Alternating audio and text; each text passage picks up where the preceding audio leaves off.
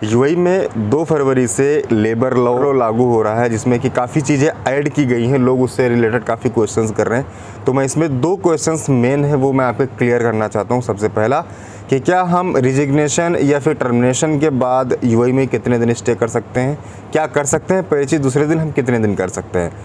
Second thing, जो लोग over time करना चाहते हैं वो किस सिचुएशन में कर सकते हैं। तो वीडियो बहुत शॉर्ट्स में है, वीडियो को पूरा देख लीजिएगा। पहली चीज़, अगर आप यूएई में रह रहे हैं और आपने अपनी कंपनी से रेजिग्नेशन दिया, मान लीजिए आपको कंपनी ने निकाल दिया या फिर आपने खुद रिज़ाइन दे दिया, तो आप 6 मंथ तक स्टे कर सकते हैं अकॉर्डिंग टू यूएई लॉ, और ये 2 फरवरी से लागू हो रहा है। ठीक। दूसरी चीज़, लेबर लॉ के अकॉर्डिंग पहले ऐसा होता था कि आपको थोड़ा सा बाहर काम करने में विदाउट अपने अरबाब के परमिशन के, अपने बॉस के परमिशन के, आप किसी एक एम्प्लॉयर का वीज़ा आपके पास है, किसी ने वीज़ा आपको दे रखा है, उस वीज़े पे आप कहीं और काम नहीं कर सकते थे, उस पर उनको इशू होता था। लेकिन करंट टाइम पे आप अपने एम्प्लॉयर की परमिशन से आप कहीं भी काम कर सकते हैं, कोई दिक्कत वाली बात नहीं है।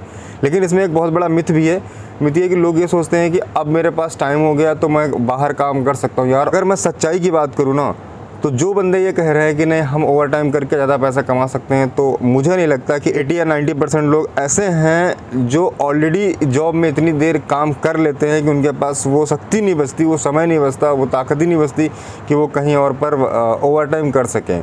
रीज़न कि ऑलरेडी उनकी जॉब होती है 8 घंटे, 10 घंटे, 12 घंटे, तो वो कहीं और जॉब कर नहीं सकते। यार, 1 दिन, 2 दिन, 4 दिन की तो बात है नहीं। ये तो आप जब काम करोगे, तो जब आप महीने भर काम करोगे ओवर टाइम, तब आपको जाके पैसा मिलेगा।